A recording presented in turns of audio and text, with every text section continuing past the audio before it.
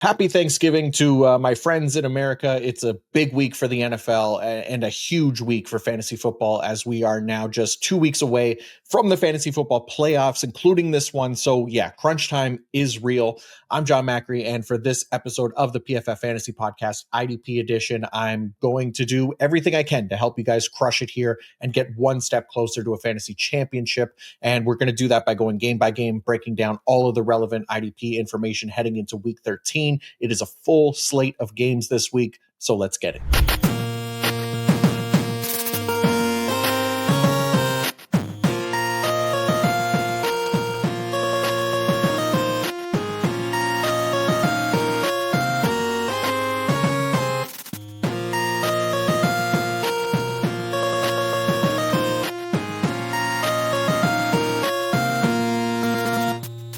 All right, Thanksgiving week is it's no joke for fantasy football because we have so many options to choose from. It's our penultimate week of the fantasy football regular season, obviously. So, if you're in the hunt, it's a stressful time of year. If you're a contender, then, we're hopefully going to help you secure a bye week. And if you're on the outside and not likely to make the playoffs, well, I assume you're not listening to this anyway. So, which reminds me, as numbers slowly start to fall off with people's seasons ending, it's up to those of you who are here to hype the channel, like the channel, subscribe to the channel, all those kinds of things that help me a ton, and I obviously very much appreciate you guys have been amazing at that all season long. So I can't thank you enough, and just appreciate you continuing to do that and supporting the show every single week. It means a ton to me. So thank you.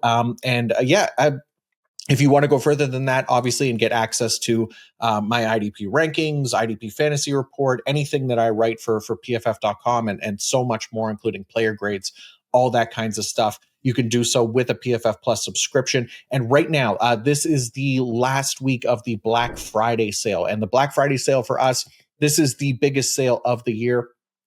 40% off of a PFF Plus subscription. It's huge, obviously. So there's just $5.99 a month, and that'll get you through the entire season, including draft season, right up until this point next year as well. So could be a huge edge for those of you who are looking for something to put you over the top in your fantasy leagues, or all season long, really, throughout the off season. But PFF Plus sale right now for Black Friday. Use the promo code Black Friday and get 40% off of a PFF Plus subscription. I believe it ends on Monday. So if you are considering it, this is going to be the biggest sale of the year. There won't be another one quite like it. So make sure you get in there now. All right. We'll get into the games here. I'll put the timestamps in the episode description, as always, so you guys can bounce around, find the games that you're looking for. We obviously have 3 Thursday games, basically all happening all day on Thursday. When this episode typically releases, plus the holidays, I can't imagine that there's going to be a lot of you tuning in before any of those games kick off. And once they're on, I have an even harder time believing that anyone is going to choose watching me over the Thanksgiving game. So what I'm going to do is still cover the Thanksgiving games, but I'm going to rip through them really quickly. Even though we'll try to release the episode a little bit earlier, I still don't think many people will be watching this before Thursday. So buckle up if you are, because we're going to go through them pretty quickly here, starting with Green Bay and Detroit. We'll start with Green Bay and their linebackers here. So a great matchup for Edgerrin Cooper and either Quay Walker or Isaiah McDuffie, whichever gets the start. It was a bad matchup for linebacker tackles last week, though Isaiah McDuffie had a great game thanks to some big plays, but Edgerrin Cooper did nothing as a tackler. It should be a nice bounce back spot for Cooper. He's definitely playable. If Quay Walker is active, we can play him. If not, Isaiah McDuffie, a fine fill-in option. He played a full-time role. Green Bay's defensive lineman, we know we're starting Micah Parsons. Another multi-sack game from him last week. Rashawn Gary continues to fall kind of out of starting range for IDP since he's not really been delivering. The pass rush metrics have dropped off as well. Playing time is still there for Gary, but he's looking like more of a matchup dependent option. And this isn't necessarily an ideal matchup. So you could have better starting options this week. Devontae Wyatt, still a fine DT required option coming off a 2-sack game himself. Not necessarily expecting that level of production, but he is startable with great playing time and solid pass rush metrics. Green Bay's defensive backs, average tackle matchup for Xavier McKinney and Evan Williams. It was a bad tackle matchup for these guys last week, but Evan Williams luckily got a pick to help his day. But both of these guys come in as just kind of fine starters this week. For Detroit, their linebackers, great tackle matchup for the linebackers here. Obviously, we're starting Jack Campbell. He has been excellent all season long. He is locked into our lineups.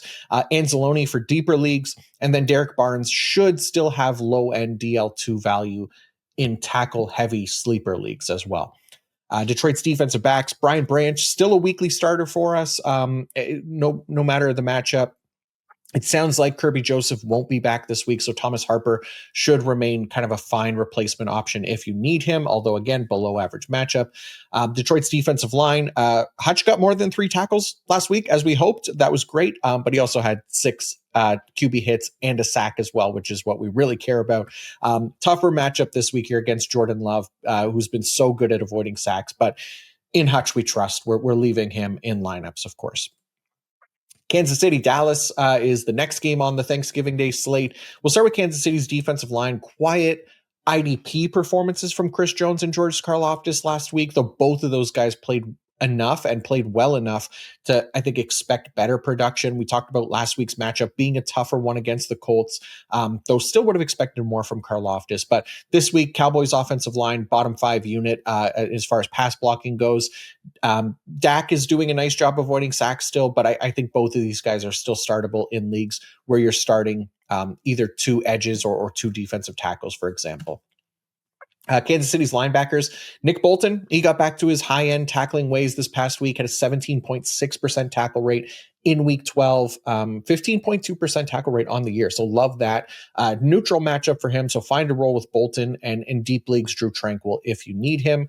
Kansas City's defensive backs, it was a really quiet outing from Jamari Connor last week. Nothing too exciting from him, but he's still a weekly starter for the most part, given his usage and his production this season. Brian Cook, less so. I know he had the better week, but playing mostly deep, we're probably going to see more inconsistency in his production. And a great matchup for Trent McDuffie and Jalen Watson if you're looking for CB streamers this week or starting them against Dallas.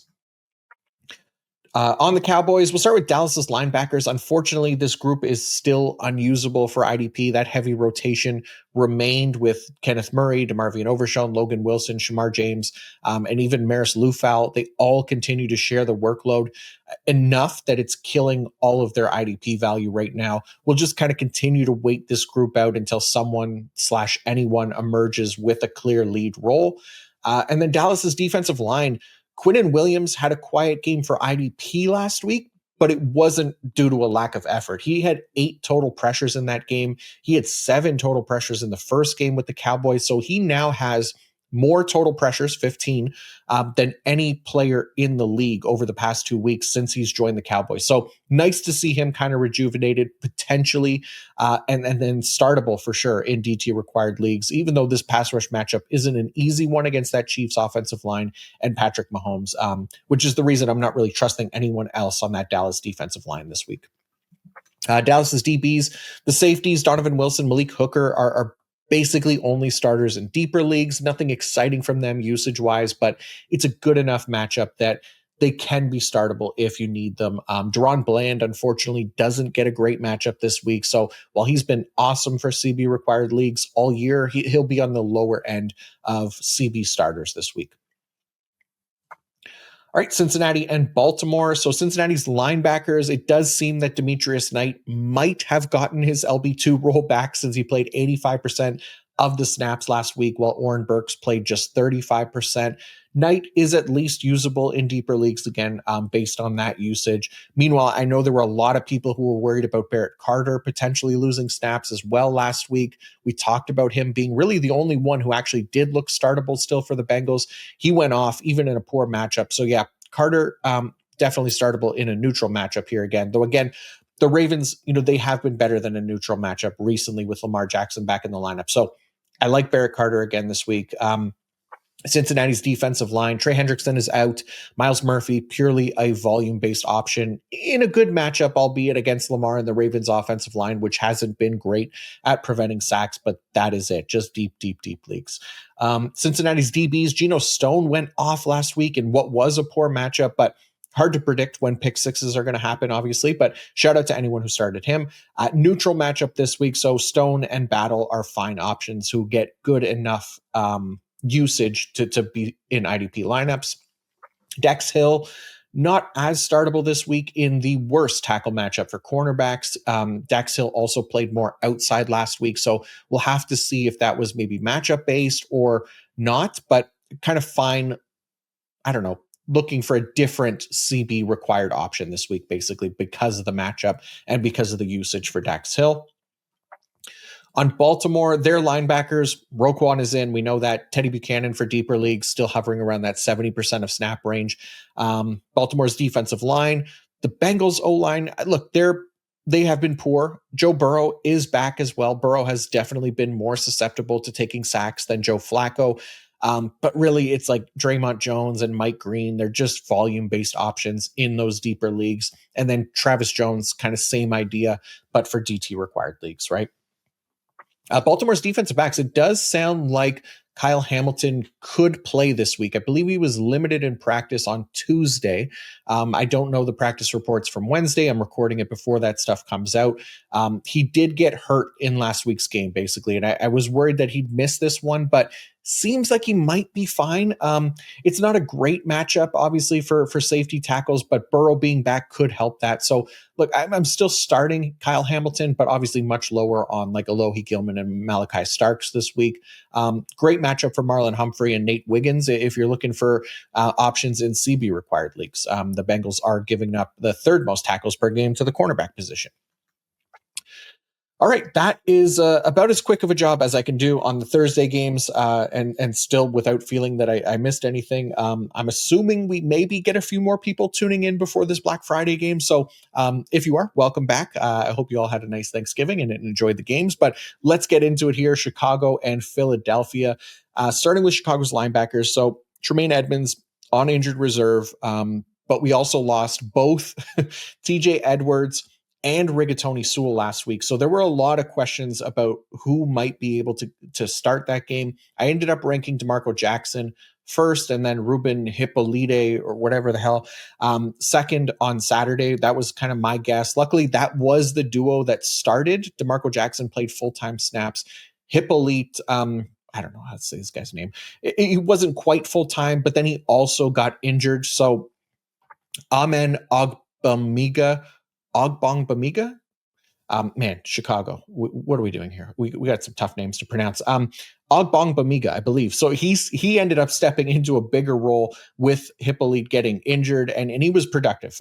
So look, this week, kind of have to assume that the Bears won't be without Edwards, Sewell, and Hippolyte again. Maybe at least one of them returns, right? So let's assume that TJ Edwards and Noah Sewell are back. They'll both be full-time starters. If only one of them is back, then DeMarco Jackson will be the other starter next to one of them, whichever one is back. And then if they're both out again, then it's Hippolyte, if Edwards and Sewell are both out, then it's DeMarco Jackson and Hippolyte. And if Hippolyte is out, then it's Ogbongbemiga. Replacing him in what probably won't be a full-time role for that second spot if the starters are out. Revenge game, though, for TJ Edwards. So hopefully he's back. But yeah, the Eagles have been an awful tackle matchup for linebackers. So be aware of that. That could have been all for nothing. And who knows if anybody's even watching here on Friday before this Friday game kicks off. We'll find out. But yeah.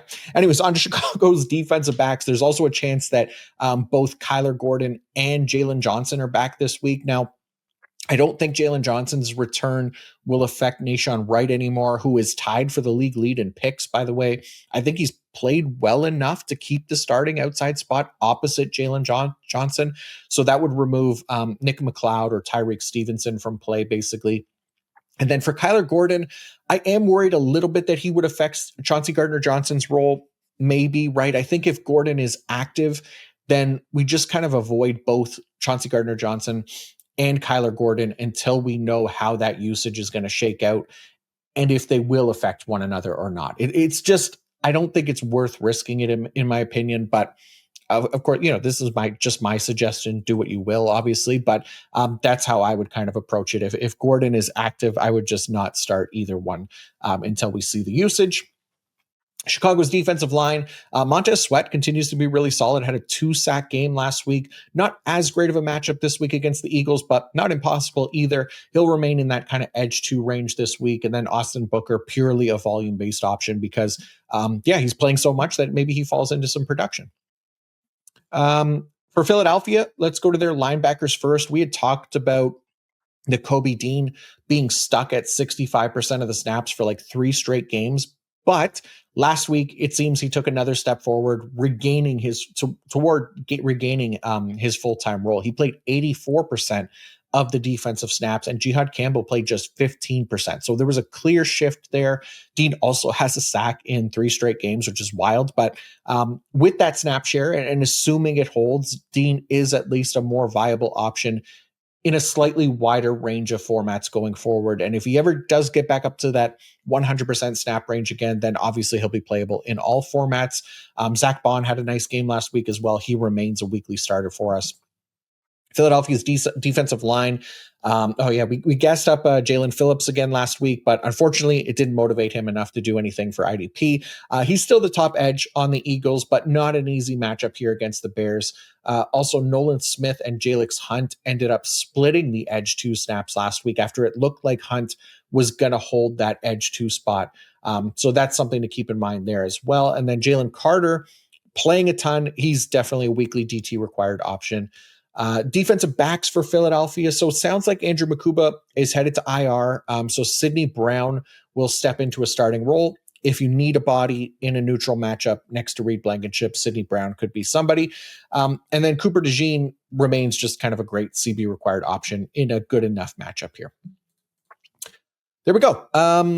We made it through all the holiday games. I apologize for the brisker pace on those games, but as always, if you have questions and you're watching early, always feel free to ask in the comments and I will get to them when I can. It's not Thanksgiving for me. Canadian Thanksgiving happened in October. So I'm around and now we can get started on the Sunday slate here. But first, I want to let you know that this episode is brought to you by DraftKings Pick 6.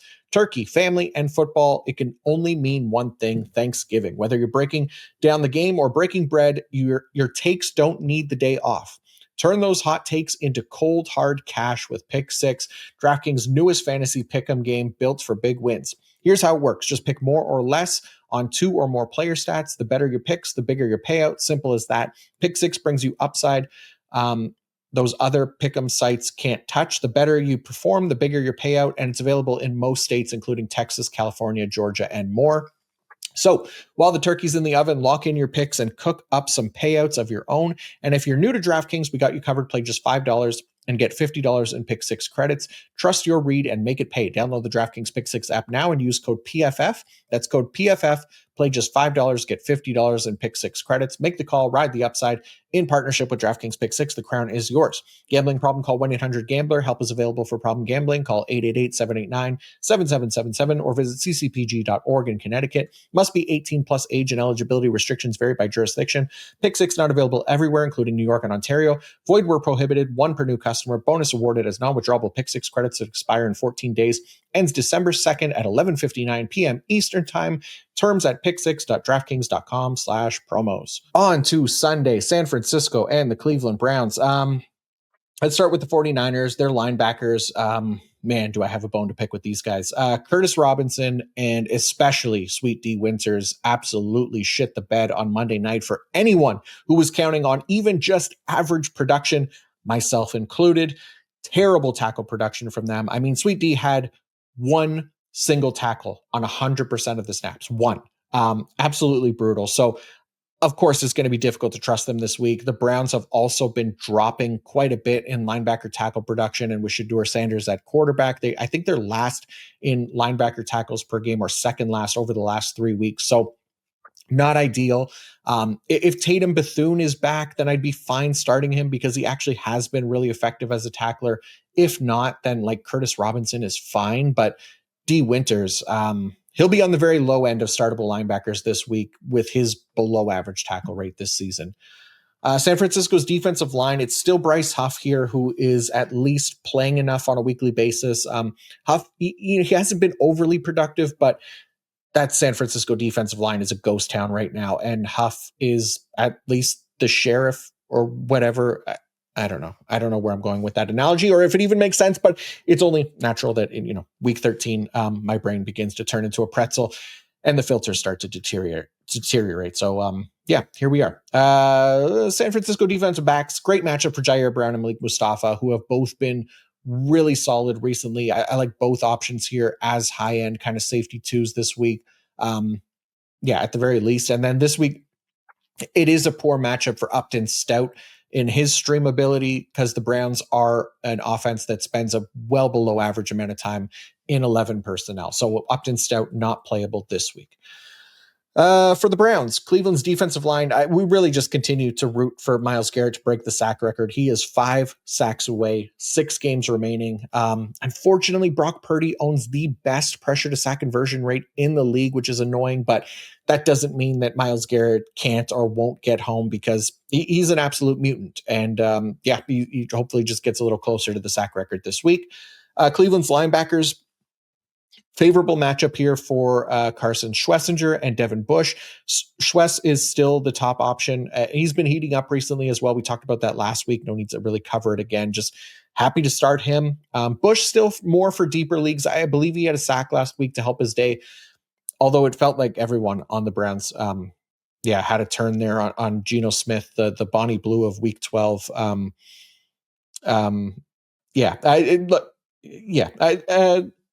Another example, I guess, of deteriorating filter, but let's move on. Let's not draw attention to that.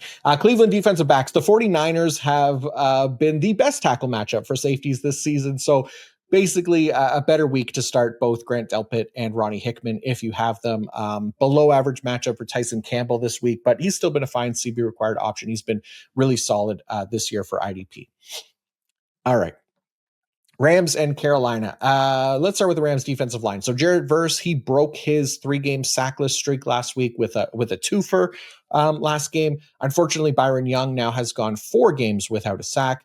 But Young has had 2 sacks called back in that stretch. So I've got to give him some credit because it's not his fault that there was defensive holding on those plays.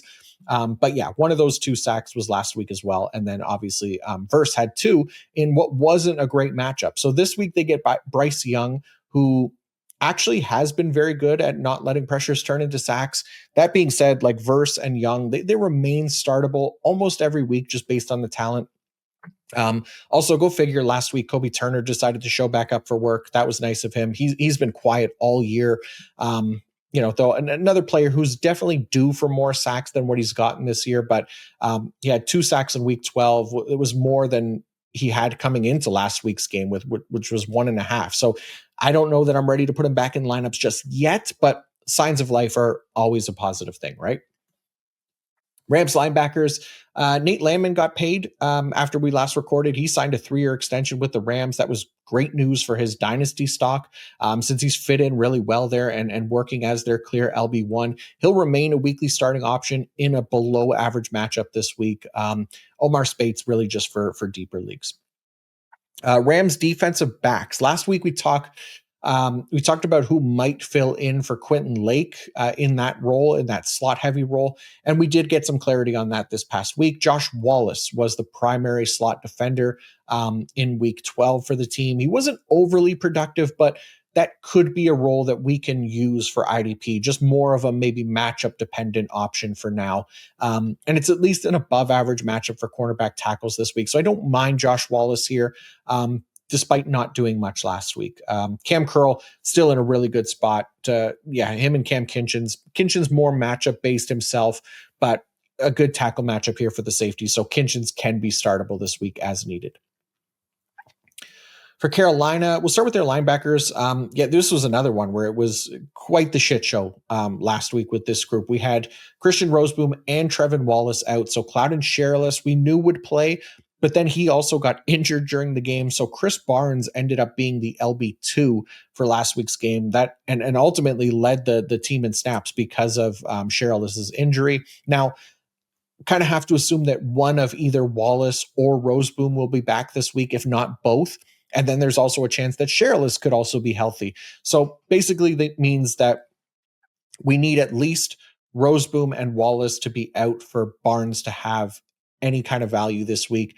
And he'd additionally need Sherrillis to also be out for a full-time role. So all of that to be said, the matchup is poor this week for tackle potential, but as always, if we have a full-time linebacker available to us, then we have to at least consider them because of the playing time.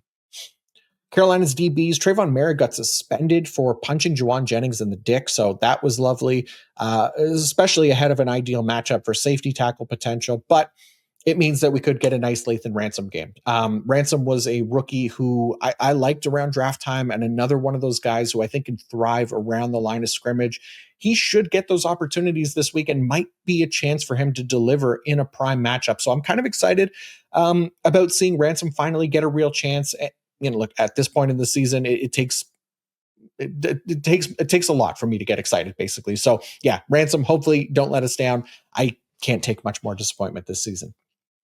Carolina's defensive line, Derek Brown and Tershawn Wharton for DT required leagues, they don't get the best matchup this week. We know they both already have very limited pass rush upside. Plus, this is a poor tackle matchup for defensive linemen. So there'll be low-end starters in DT required leagues this week. Meanwhile, Nick Scorton, same kind of idea, just on the edge. DJ Wanham is back in there, taking away snaps from Princely Uman-Milan, and Wanham ended up putting up a whopping 49.3 pass rush grade thanks to a 0% win rate and 0% pressure rate last week. So yeah, not much hope for the Carolina defensive line this week, I guess. All right, on to Houston and Indianapolis. Houston's defensive line, we got to start here. Last week, I was tempering expectations for Will Anderson and Danielle Hunter because of the matchup against Josh Allen and the Bills, and holy shit, did they elevate their games to another level. Now, to be fair, I still said start them, but I thought maybe one sack at best and some tackles, right? Both guys had a multi-sack game, and they looked absolutely dominant. So just keep that in mind this week, because we're looking, at the matchup chart right here. And yes, it's a difficult matchup against Daniel Jones and the Colts offensive line, but there's no way we can sit them at this point. And we've now seen them both not just overcome the tough matchup last week, but look dominant in doing so. So I'm absolutely expecting them to deliver still for us here this week and just leaving them in lineups. Houston's linebackers, Azeez Al-Shaair and this linebacker core is a group that I probably have much less faith in. It's a poor matchup against the Colts, giving up the 29th most tackles per game to the linebacker position. And it wasn't even necessarily a bad game for Azeez Al-Shaair last week. He had 7 tackles, I think, pass breakup. So he was fine. On the year, though, he's been inefficient AF, right? So don't love when he gets a poor tackle matchup. And then the other linebacker spot, whether it's Hanky Two Toes or EJ Speed, I just don't trust, because the Texans are constantly switching up the usage on us. Some weeks it's Speed and To'o sharing the load. Other weeks it's Speed operating as the clear LB2. And then you get this past week where it was Hanky Two Toes as the clear LB2, playing 77% of the snaps and actually having a decent game. So there's just no consistent usage from the LB2 spot here where we can confidently be starting them. And in a poor matchup with no teams on a bye, I'd probably just look to grab someone else in that spot if you're in need.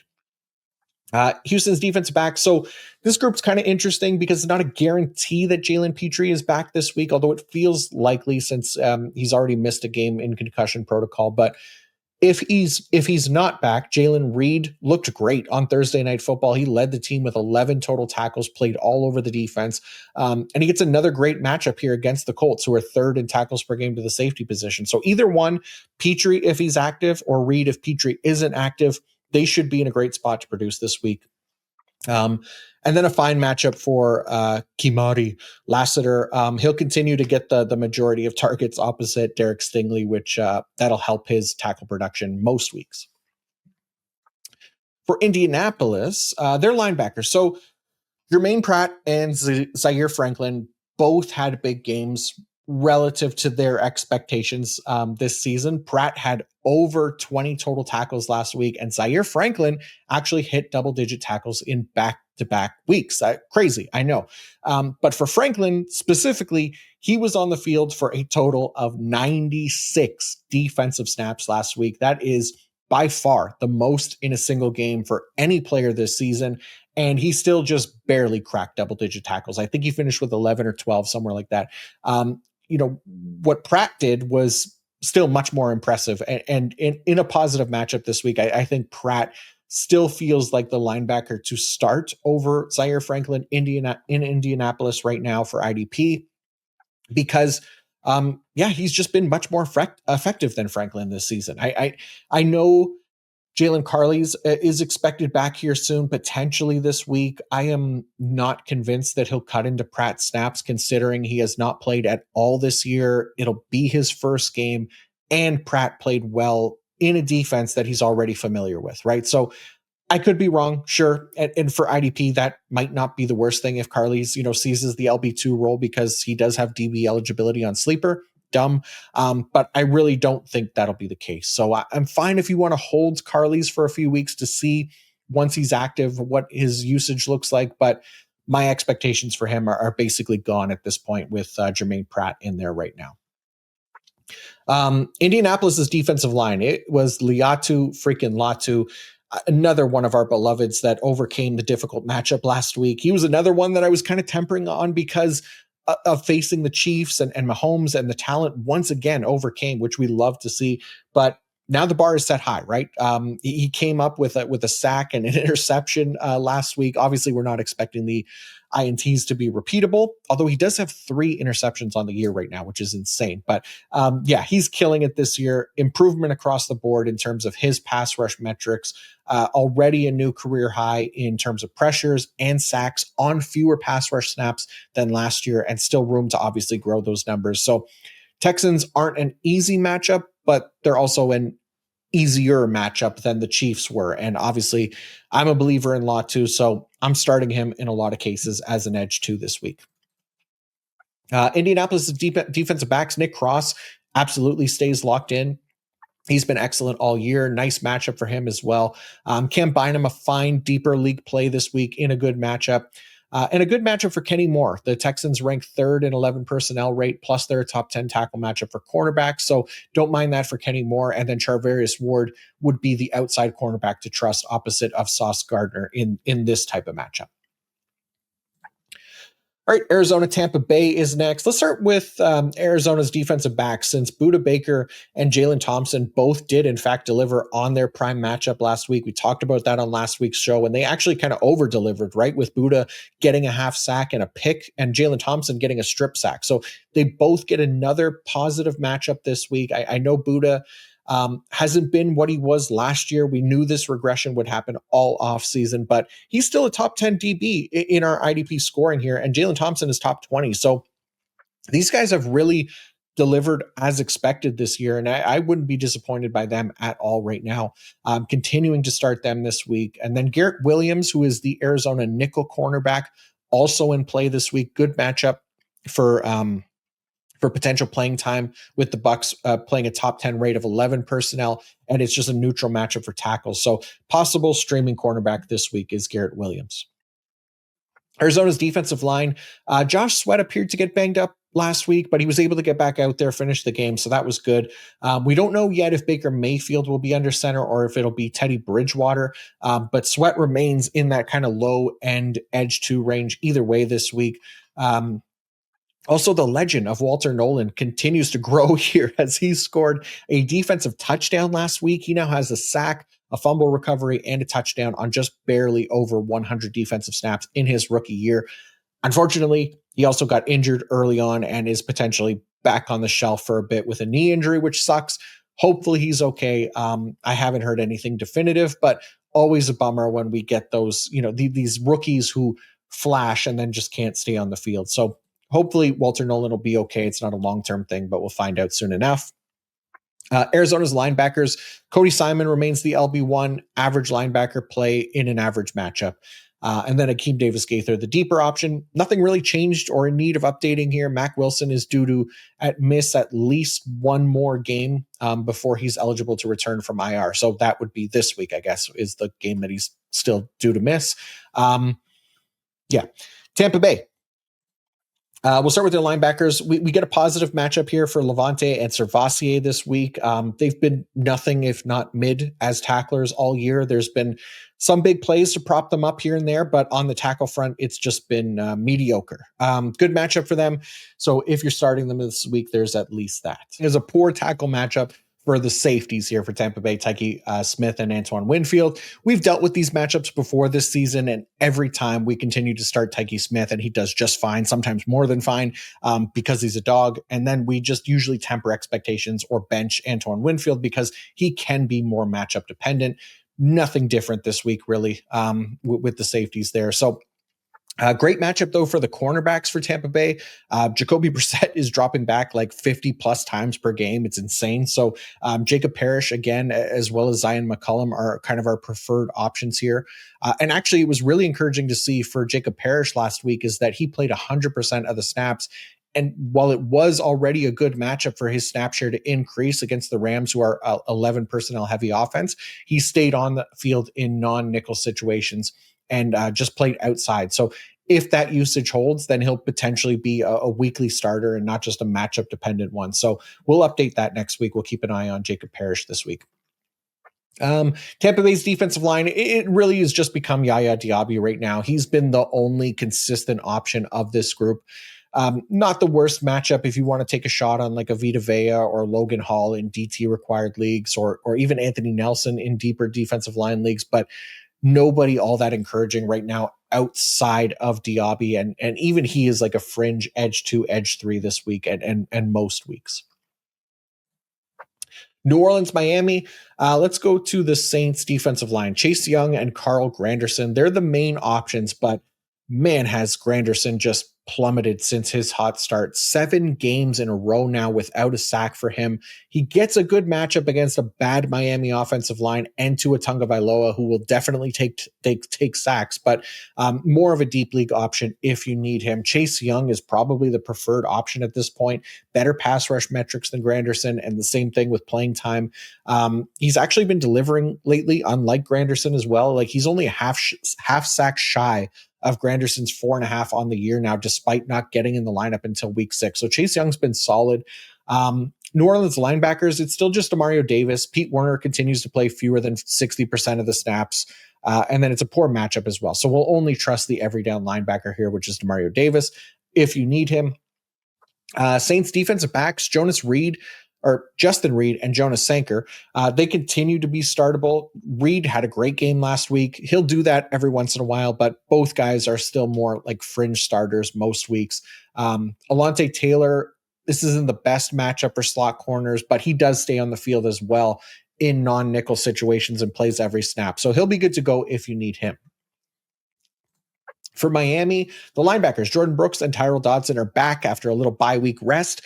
Nobody surpassed Jordan Brooks' LB1 while he was gone either. So he's been awesome. Hopefully he doesn't lose that magic touch or lost it while on a bye, because he's going to need it this week in a poor tackle matchup against the Saints. The Saints giving up the 28th most tackles per game to the linebacker position, but both guys are locked into our lineups for the most part. But there might not be, I guess, as much opportunity this week with the Tyler Shuck led and Alvin Kamara less offense. So we'll see what happens there.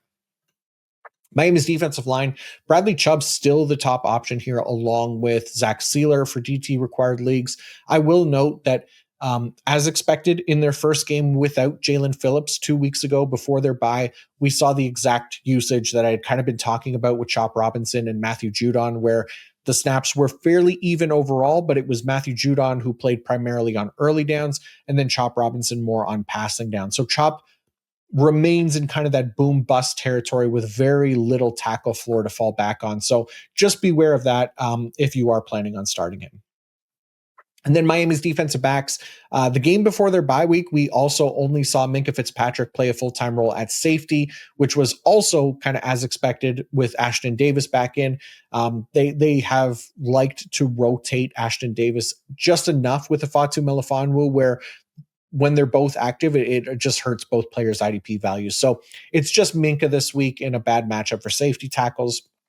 It is a good cornerback tackle matchup, but that spot too is risky. It's only really Jack Jones playing full time from that group right now. So streaming option if you need him, but not a great one. All right, Jacksonville, Tennessee. Got to start with Jacksonville's defensive line. Josh Hines-Allen on a bit of a roll here recently. He might have started the season off as Josh Hunts-Allen, but now earning the Hines-Allen nickname and or I guess regular name. But yes, that was a catch-up joke that probably only Canadian listeners are going to get. But let me tell you, it was worth it. Also, shout out Canada and Heinz Ketchup, because I don't think the U.S. has Heinz Ketchup, if I remember correctly. And if I'm wrong, and you do have Heinz, then you damn well better appreciate my ketchup joke. But if not, then, ignore me, carry on. Because basically what I'm trying to say so elegantly is that Josh Hines-Allen has been much better recently, and he's starting to crawl back out of that positive sack regression hole that he dug himself through the first half of the season. 3.5 sacks over his last 4 games. And now he gets the Tennessee tight ones, where Cam Ward leads the NFL in most sacks taken this season behind a very mid offensive line. So let's go out there and get at least one more Josh Hines catch-up. All right, Jacksonville linebackers, Foye Oluka and Devin Lloyd don't have as nice of a matchup this week against the Titans, who rank second last in linebacker tackles per game. If we're looking at like strictly tackles and playing time, obviously Foye is far and away the top option here over Devin Lloyd. Lloyd just hasn't been an effective tackler this year. He's made some big plays, which has been great. But if those aren't there, and the fact that he's not playing a full-time role, we get games like, where he only gets 2 or 3 tackles. And that was kind of the case last week, but he got 1.5 sacks as well. So that was good, right? It's just hard to trust kind of those unstable big plays to always be there. He owns just a 7.8% tackle rate on the year. That is awful for a linebacker. So hopefully he could bounce back there positively as those big plays start to go away in the final few games. Just doesn't necessarily feel like this is the week to do it. Jacksonville's defensive backs, the Titans, really, they're kind of a black hole of misery for our IDPs that aren't pass rushers, unfortunately. So it's a bad matchup for Andrew Wingard and Antonio Johnson. Although Eric Murray is eligible to return from IR this week. And if he's active, make sure you don't have Antonio Johnson in your lineups, because there's a good chance that Murray will regain his starting role over Antonio Johnson. Also, Jerian Jones, the nickel corner, he's been really solid while filling in for Jordan Lewis, though I do believe that Jordan Lewis was really close to returning last week, which probably means he'll be back this week, in which case, again, we'll want to make sure that Jerian Jones is out of our lineups. It's also a really poor tackle matchup for cornerbacks, but Lewis or Jones, if Lewis doesn't actually suit up, would kind of be the best ones that I trust against the Titans, who do run at least the highest rate of 11 personnel in the league this year. All right, Tennessee, we'll go to their defensive backs first, because Kevin Winston Jr. has been really solid, filling in for the injured Xavier Woods. Not sure if Woods will be back this week or if and when he'll be back, but if you're planning on starting Kevin Winston, just make sure you're kind of always on the lookout for the potential Xavier Woods return. Hopefully it's not this week, because it's a great tackle matchup for safety. So would love to get one more great game out of Kevin Winston for IDP at least. But if not, then, $5 money hooker and Xavier Woods can be fine as needed. Tennessee's linebackers, so bad matchup. So it's mostly only Cedric Gray this week. Cody Wetfarton with another dud of a game in week 12, just 3 total tackles. It's not like Gray was amazing last week, but still more than double Barton's totals, as has kind of been the norm all year. So in a bad matchup, I can live happily by benching Cody Barton this week if you have other options.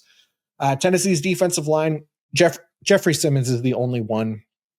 It's funny too, because Arden Key has at least a half sack in each of his last 4 games played, which was like week 4, week 5, week 11, and week 12. But don't fall for it, folks. We've seen this before. Arden Key puts together a couple good games, and then the second we actually put him in our IDP lineups, he turns back into a pumpkin. So it's better to just ignore him, let him have his fun, because if we entertain the idea of starting Key, he will turn on us and make us look stupid. So just Jeffrey Simmons this week. All right. Atlanta and the New York Jets is next. So we'll start with the Atlanta linebackers. We talked about this last week, but Divine Diablo did, in fact, return to the lineup off injured reserve, immediately stepped into his every down role again, and basically bullied Ronnie Harrison back to the bench. We talked about watching for Diablo being active, and if he was to bench Harrison, I know a few people got caught off guard by that one. It happens, but that's why we include these types of warnings in the show. There were a few of them already in this episode. But anyways, Diablo is the more likely stable IDP linebacker in Atlanta, with Caden Ellis's usage being more big play dependent. And Ellis, like, to his credit, he's been very good. But again, there's due regression for him as well. He's currently a top 12 IDP linebacker, but he's doing so with just a 10.2% tackle rate. Again, the average is 13%. We tend to view that as a red flag especially when there's still time left in the season. So he could fall out of that range, but still a fine option. Him and Diablo both startable where needed. Atlanta's defensive line, we have been continuing to get some nice games out of the rookie first-round edges. James Pierce Jr. and Jalen Walker, both of them got home last week. James Pierce Jr. now has a 3-game sack streak, and Jalen Walker has 4 sacks over his last 4 games. So they have been great here recently, and it's not a bad matchup to keep that momentum going this week against the Jets. I'd still prefer we maybe hold them on taxi squads if that's where you have them, but if you're in a tough spot this week and you could use the help, they look like legitimate options as needed. So worth a shot here against Tyrod and company.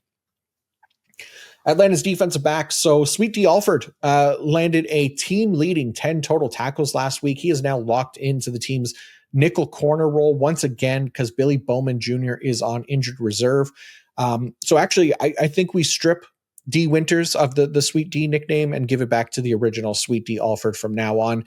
We just can't have two, right? So although Sweet D Reynolds is the true original, but for NFL purposes, it's back to Alford. The Jets rank top 10 in 11 personnel rate, so it can be a fine matchup for Alford, although not great considering this offense as a whole isn't giving up much to cornerbacks, but he'd be the one I'd trust the most from this cornerback group. And then lower expectations for Bates and Xavier Watts at safety this week, though. Both guys have been solid, and Watts specifically just keeps coming up with big plays. So there's that possibility anytime you play the Jets as well. So I'm fine with them as starters if you need them.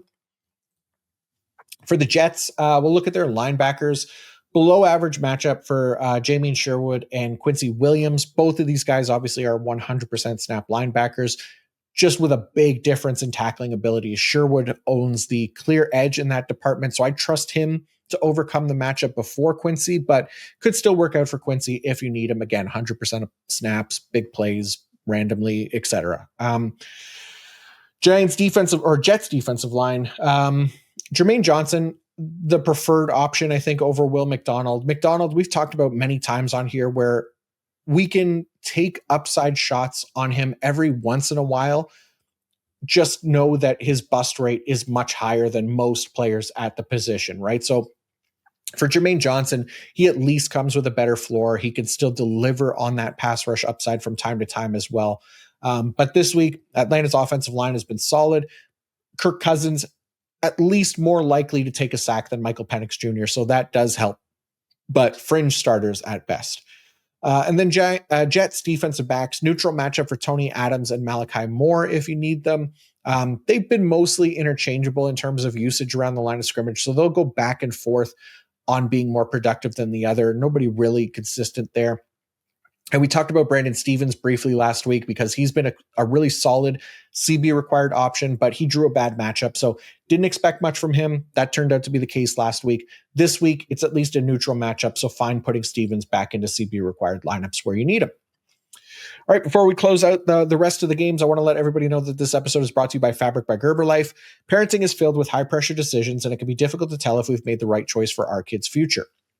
But here's a simple decision you can make today that could have a meaningful impact on your kid's future: opening a UGMA kids investment account with Fabric to start their investment journey early and give them a financial head start. Fabric by Gerber Life was designed by parents for parents to make it easy to plan for and manage your family's financial path. With the kids investment account from Fabric, you can start investing in your child's future today. It's all online, and setting up an account can take you just 5 minutes. Get started investing with as little as $1 a day to manage your child's account and monitor their investments right from your phone. There are no contribution limits, multiple tax advantages, and they're SIPC insured up to $500,000, plus no commission fees. and just a low flat monthly maintenance fee. Fabric has partnered with Gerber Life, trusted by millions of families like yours for over 50 years. Join the thousands of parents who trust Fabric to help protect their families. Start investing in your child today at meetfabric.com/PFFNFL. That's meetfabric.com/PFFNFL. MEET fabric.com/PFFNFL. Portfolios managed before Washington Investment Advisors, Inc. Additional services provided by Apex Clearing Corporation. All investing is subject to risk. Learn more at meetfabric.com. All right, Minnesota and Seattle. Let's start with Minnesota's linebackers. We talked last week about Blake Cashman's potential to extend his double-digit tackle streak to 5 games. He did just that. One of the best marks in the league right now. He's been awesome. So, we're not concerned about a more neutral matchup this week against Seattle. We'll continue to start the Cashman with confidence. Eric Wilson, still that kind of edge-heavy deployment that we have to contend with every week. So even though he's on the field a ton, he's much more of kind of a low-end starter every week, just with his usage kind of creating a lot less consistency than we'd like for the linebacker position. Minnesota's defensive line. So Jonathan Grenard has a chance to return this week, which would make him the top defensive line option for the Vikings, though not in an ideal matchup, as Sam Darnold continues to be one of the best in the league at avoiding sacks. So low-end starter in non-shallow formats at best for Grenard. Andrew Van Ginkel, even lower than that, since he's dropping into coverage a ton still, more than half of his passing down snaps right now. He's dropping into coverage, and he just hasn't been a good enough pass rusher to trust in a matchup like this. So he's fine for tackle-heavy leagues, but less ideal for sack-heavy scoring, Andrew Van Ginkel. And if Grenard is back, then Dallas Turner snaps will likely drop off quite a bit. And his best attribute this season has been playing time. So when one of either Andrew Van Ginkel or Grenard is out of the lineup, Turner's playing a ton. When they're both in there, he's not playing as much. But when he's out there a ton, that definitely helps him. He's been kind of Trayvon Walker-esque in that regard so far here in year 2. And then Minnesota's defensive back, Josh Metellus, he was a high-end safety too last week, had a great game, even in a below-average matchup, because that usage has been great. This week in a top 10 tackle matchup, he's back in that kind of safety 1 range. Got banged up a little last week as well, was kind of in and out of that game, but he appears to be okay. And then Harrison Smith is the other option in non-shallow formats. And cornerbacks, bad matchup for Byron Murphy, the corner, and Isaiah Rodgers for CB required leagues. All right, let's go to Seattle first and we'll start with their defensive line. JJ McCarthy is not going to play this week, and it might not even be Carson Wentz. So Max Brosmer likely has a shot to get his first game of the year. That is not Max Brosmer's pressure to sack conversion rate on the screen there. I believe that's Carson Wentz, because we don't have Brosmer data right now. I think he's only got like 4 dropbacks this year and didn't face any pressure on those plays. So we'll see how he does across an entire game, but mostly going to face the pressure from the interior of the offensive line. Byron Murphy, Leonard Williams playing well this year. They'll be starters for us again in DT required leagues. And then on the edge, DeMarcus Lawrence and Uchenna Nwosu have been the starters, though Derek Hall is getting a little bit more playing time and he's looked good. So, those are kind of your deep league streamers if you need it this week. DeMarcus Lawrence, Uchenna Nwosu, Derek Hall. Seattle's defensive back. So the Vikings have been the worst tackle matchup for our IDP safeties. We've talked about that a lot this year. They're giving up just 8.8 tackles per game, even less than that over the last 3 games at 8.0. So they're also really poor for cornerbacks as well, 29th in that regard, 10.2 tackles per game. So doesn't bode well for Nick Emenwari, who has been obviously amazing this year. Love Nick Emenwari. He lines up at cornerback and safety, so he's going to probably have limited opportunities to make plays this week. I still find it really hard to sit Emenwari in leagues where I think, where you're starting 2 safeties, for example. But at least tempered expectations this week. And then Julian Love is also eligible to return this week, though not a guarantee. He won't affect Emenwari's playing time, but he too, if he's active, would come in on the lower end of starters due to the matchup. Linebackers for Seattle. Last week, both Ernest Jones and Tyrese Knight missed the game, so it was Drake Thomas at LB1 and Patrick O'Connell, with his classic Irish lad's name, as the LB2. I have to imagine at least one of Jones or Knight is back this week, which would take O'Connell out of play. But if not, then he's kind of a very deep league option if needed. Otherwise, if things go back to normal this week, the pecking order is Ernest Jones, then Drake Thomas, and then Tyrese Knight, with only Jones playing every snap, and then Thomas would be the part-time linebacker. Unless Jones is out, Thomas would be the full-time linebacker. Knight would be the part-time linebacker. But if Ernest Jones is back, Tyrese Knight is not playable. Got it? Good. Okay, Las Vegas, Los Angeles Chargers. Let's go to the Raiders defensive line. It's really only one guy, Max Crosby. It's interesting. Max Crosby has not gone back-to-back games with a sack this year, but he's also not gone more than one game without at least a sack or an interception. I realize, I'm moving the goalposts a little bit there for that one, but every other game he's at least delivering a sack or a big play is what I'm saying, and he doesn't go more than one game without one of those. But he also hasn't strung together 2 games in a row like that. So he's coming off a week where he didn't have a sack or an interception. Should be in a really good position, though, to get back in the sack column at the very least this week. It's an ideal matchup against a makeshift Chargers offensive line that has allowed Justin Herbert to be the most pressured quarterback in the league with 182 pressured dropbacks. I'd expect Max Crosby to be the primary generator of that pressure this week and a real shot at a multi-sack game if he can do it. Las Vegas linebackers. Devin White was kind of mediocre last week for IDP, though he's still kind of an LB1 on the year. And the Chargers have been a top 10 tackle matchup for linebackers. So he'll be a starter for us again this week. I'm still not trusting the LB2 here because even though Landon Roberts seemed to take that role back, he played 67% of the snaps last week compared to Jamal Adams' 28%. It's just, again, it's been an inconsistent usage in that spot for the most part this year. So it's very risky. If you're in a deep league and you don't have any other options, then Roberts should still be the best bet between him and Adams, but I feel better if you had other options. Raiders defensive backs, Jeremy Chin, we're starting neutral matchup, but his usage has been the key to overcome that for the most part this year. And then just not really messing with the rest of the DBs on the Raiders, especially a cornerback. They're constantly rotating guys there. They haven't found a consistent option other than Eric Stokes, who has not been useful at all for IDP. Okay, Chargers, defensive backs. Let's start here because over the last 2 games, at least, we didn't get to talk about it last week, obviously, because they were on a bye, but the Chargers have deployed more of a 3 safety look, which has moved Derwin James into the slot more. And that's basically taken Tarheeb still out of play. He's not an option for us anymore. So Derwin James playing more in the slot, obviously still full-time, but then Elijah Molden and the rookie RJ Mickens are also playing full-time, and they're handling the bulk of the deep safety snaps, which is excellent because Derwin James only played 10% of his snaps from a deep safety role last week, and he's basically not playing there at all when they have 3 safeties on the field. Not dissimilar from what we're getting from Kyle Hamilton in Baltimore, right? So a little bit of a power up there to James's IDP potential, especially in a week where, he's going to be facing the Raiders, who are at least 5th in tackles per game to the cornerback position, which again, that includes the slot where Derwin James is going to line up for the large majority of his snaps. So back to a top 5 IDP option once again this week is Derwin in a great matchup, not just for tackles, but big plays as well.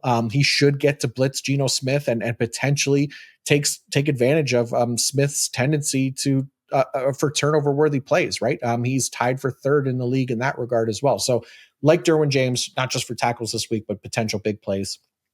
Chargers linebackers, Diane Henley comes in kind of at the low-end option this week among the rest of the full-time linebackers. He's just been so ineffective outside of a couple of games. Like, it's getting harder and harder to believe in him that he'll turn it around. Even Denzel Perriman out-tackled him last game despite splitting the LB2 role with Troy Dye, and both of those guys playing fewer than half of the defensive snaps. But yeah, Henley just been a pillow puncher at linebacker for IDP this year. It's too bad because he has not been good. Chargers defensive line. So Khalil Mack and Tuli Tuipulotu, they are basically next in line here to potentially get a crack at Geno Smith this week. We all saw how lost Geno looked last week against the Browns, who absolutely wrecked that offensive line and Geno Smith. If Mack and Tuli aren't able to get at least 1 sack on him this week, I'd probably be pretty surprised. Maybe even Odafe Kamari Owe can get in on the party this week. Do the rest of the Blue Mages proud because, he did nothing in week 11, right? So he kind of owes us. Week 10, I don't think he did anything either. He was working his way up the Final Fantasy party member depth chart, but he fell all the way back down there with 2 poor games in a row. So now, I mean, how much further can he go, right? Like more down. He's basically battling with Quina of Final Fantasy 9 for worst blue mage, in my opinion. So yeah, we can't have that. Quina with her or his, it's can't have misgendering Quina as the thing that gets me canceled. His no can eat mechanic was always annoying to me. All right, let's move on. Buffalo, Pittsburgh. Buffalo linebacker. So Terrell Bernard suffered an elbow injury last week. That's likely going to cost him some time. It probably lands on injured reserve here in the next couple of days or so.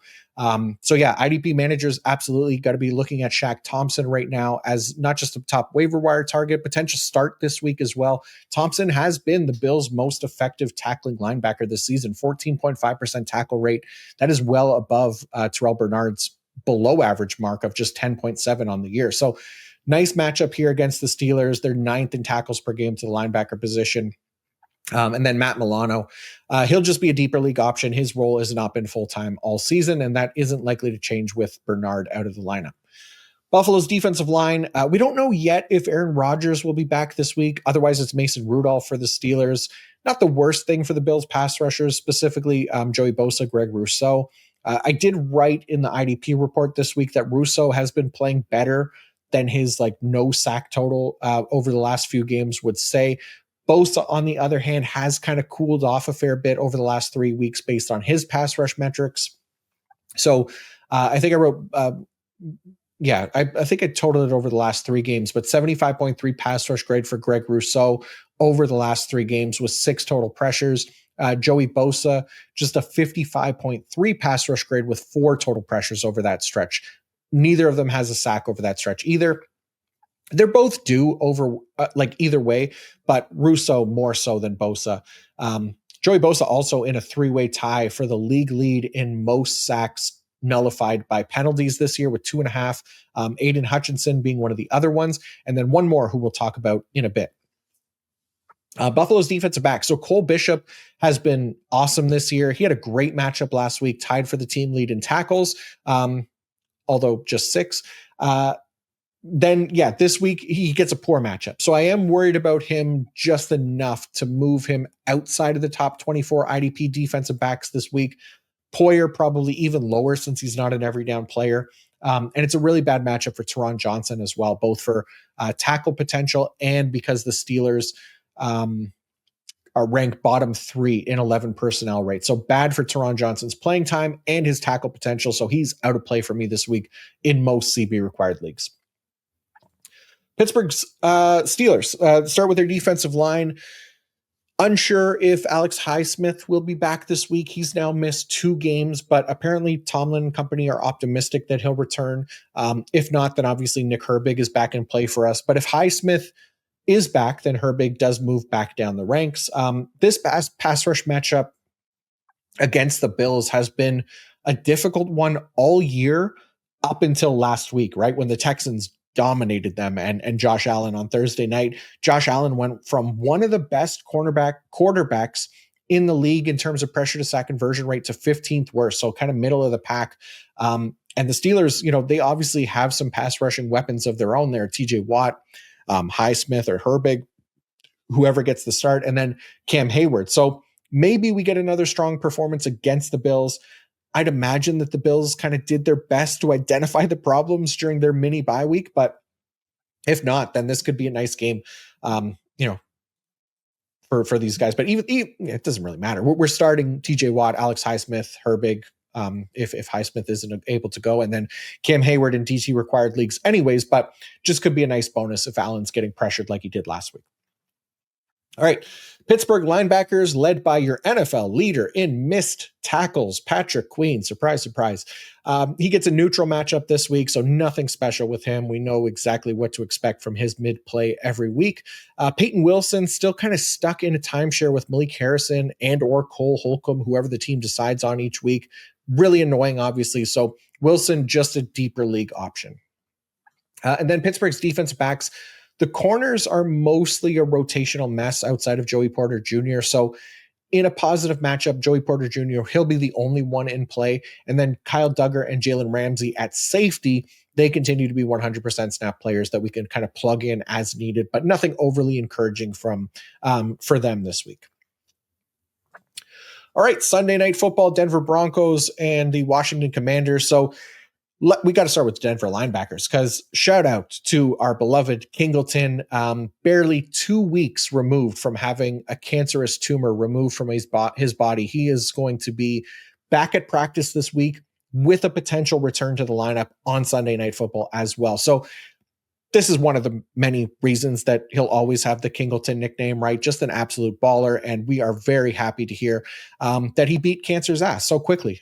No surprise there because, the dog in him is just too big to lose. So assuming Kingleton is back this week, he gets a great matchup against the Commanders, who are tied for the league lead in tackles per game to the linebacker position. And they've actually been an even better matchup over the last 3 games with Marcus Mariota at quarterback, giving up 22 tackles per game, which is also the best mark in the league over that stretch. So yeah, love Singleton this week, love him every week. And hopefully he's back out there. That would be really cool to see.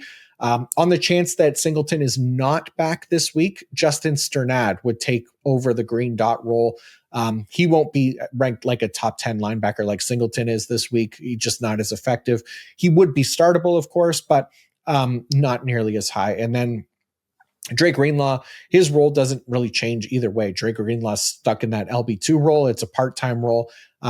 But yeah, let's hope we get the king this week and not the jester Sternad, though, because we know the massive gap between those two in terms of tackle rate. It's almost double in favor of Alex Singleton. Denver's defensive line, Nick Bonito, Zach Allen, Jonathan Cooper, all mostly starters for us. Allen is absolutely locked in for DT required leagues. We don't really ever bench him. Now, Bonito, he is expected to line up almost exclusively against Laramie Tunsil this week. Tunsil owns the second best pass blocking grade at his position this year. He's only allowed 1 sack all year. That came back in week 1. So 10 straight games for him without allowing a sack and never having allowed more than even 2 pressures in a game this year. So Bonito going to have his work cut out for him. Certainly plays well enough that he can overcome the matchup potentially, but I do have him more as a DL2 this week than a DL1 just because of the matchup against Tunsil. Still startable, but not a lock to deliver. Denver's defensive back, neutral tackle matchup for the Denver DBs. So Hufanga, good to go. Brandon Jones, more of a streaming option at this point. He's cooled off a fair bit. Riley Moss, a fine CB required leagues. And then Jaquan McMillian, kind of a risk this week since the Commanders are a below average matchup in terms of 11 personnel rate. So we could see his snaps fall off again this week. I'd avoid McMillian in CB required leagues. On to Washington. We'll start with their linebackers. It's a poor matchup for tackles. It's an even worse matchup for pass rushing. So it does not feel like a Frankie Louvu week. Not that there's been many Louvu weeks this year, but even less so here against the Broncos. So Bobby Wagner will be our lone IDP starter. On the defensive line, I'm not starting any of these guys this week. None of them are good enough to trust most weeks. And when you get the best pass blocking offensive line in the league and the top quarterback at avoiding sacks, we don't need to trust any Commanders defensive lineman this week. Just find a different streaming option if you can. Washington's defensive back. So if you remember 2 weeks ago before the team's bye week, we talked about how that stupid alternating full-time usage for the Commanders safety thing. Well, it did continue that week in week 11 when we highlighted it because as expected, it was Jeremy Reeves who got all of the snaps that week while Quan Martin played 66% of the snaps. So they're coming out of their bye week, which means they've had some time to maybe adjust and get rid of that bullshit. But let's assume that they have not, in which case it will be Quan Martin's turn to play full-time snaps, and Jeremy Reeves not likely to come close to a full-time role, so he should be avoided this week. And then at cornerback, a top 10 tackle matchup. So it could be a fine week to stream Mike Sanders still, even though he's moved to mostly outside cornerback, it seems. All right, last game of the week, Monday Night Football, New York Giants, New England Patriots. We got to start with the Giants defensive line because Abdul Carter, this poor bastard, has been maybe the most snake-bitten pass rusher in the league this season. He currently is tied for 22nd at his position in total pressures with 38. He's 26th in pass rush grade with a 75.0, but he owns just a half sack on the year. He is the only edge defender with more than 35 total pressures, who doesn't have at least 2 sacks on the year. And he's tied for the league lead in most sacks called back due to penalties with 2.5. We talked about that with Hutch and Joey Bosa before. So should be a good week for him to get his first full sack of the year. He is more than due. And he's going to be lining up almost exclusively against the backup left tackle Vidarian Lowe because Will Campbell is now on injured reserve. And then quarterback Drake May owns the 9th highest pressure to sack conversion rate in the league. So this is the week. I'm calling it now. We're going to get at least 1 sack from Abdul Carter for the first time this season on Monday night. Predicting sacks, absolute shit show. I haven't done it for Carter all year, but I'm willing to back this man to get there this week. I think he will. We'll try and find, the sack props or something on DraftKings and try to take advantage of it. But, he's a fringe starter for IDP, but it's at least lining up for him to get that sack this week. And that's even if Kayvon Thibodeau is back. If he's not, then obviously it's better for Carter since he'll get more work, but he's also playing a little bit more than Thibodeau anyways this year. So this bet isn't dependent on Thibodeau being in or out of the lineup, though. We'll obviously hope for him to be out so we could get more kicks at the can. But it's going to be the week. Abdul Carter sacked this week. It's got to happen. And then obviously we're starting Brian Burns. Don't need to go into anything in there. Dexter Lawrence, fine for DT required leagues, but he hasn't been himself this year, but I'd still be starting him. Giants linebackers, Bobby Okereke remains kind of usable as needed. Neutral matchup here, so fine to start him if you have him. The LB2 spot got messy last week because Darius Mawasa was out, and then Demetrius Flanagan-Fowles got injured early on in that game, which was super annoying because I know a lot of IDP managers were banking on him in like a DB spot on Sleeper. So we'll see if Mawasa was back this week. If he is, then he's the deeper league option. If not, then we'll see if Demetrius Flanagan-Fowles is back, and that'll be his role. If both are not back, then it's Zaire Barnes in that LB2 spot next to Okereke, and he would be purely a deep league option. Giants defensive backs, poor tackle matchup here for Javon Holland and Tyler Nubin, or Dane Belton if Nubin is out again. Not must-start options by any means. And then a poor matchup for Drew Phillips against the Patriots, who are well below average in 11 personnel rate. So we shouldn't be starting Drew Phillips this week. Paulson Adebo you can play if he's active. For New England, start with their defensive line. Harold Landry, Caleb Von Chason, Christian Barmore for DT required leagues. They all remain kind of volume dependent options. I expect that Jackson Dart will be back this week, and he does have an above average pressure to sack conversion rate on the year. So that should help their chances. But, ability wise for these guys, their best ability has been their availability right now since, they play more than enough to be productive. By default, they just come with low ceilings. New England's linebackers. So Robert Spillane definitely been matchup dependent this year as far as full-time linebackers go. He has had 5 games this year with 5 or fewer tackles. All of those games came against opponents who rank outside the top 20 in tackles per game to the linebacker position. He also has 4 double-digit tackle games this year. 3 of those 4 games came against teams who ranked inside the top 20 in tackles per game to linebacker position. So for the most part, his best games really come against the teams that rank inside the top 12 in that regard. All that to say, he draws a really nice matchup this week against the Giants, who are tied for the league lead in tackles per game to the linebacker position. So should put him in play for a potentially double-digit tackle performance this week. And as a result, he'd be a top 20 IDP option. DBs for New England, Marcus Jones, really kind of the main one here, right? He has been really kind of filling the stat sheet, I guess, in a variety of ways this season. It's covered up a lot of kind of the matchup dependency just a little bit. He is the primary nickel corner, right? So that's led to games where he will play fewer than 3/4 of the team's defensive snaps, which is never really ideal for IDP.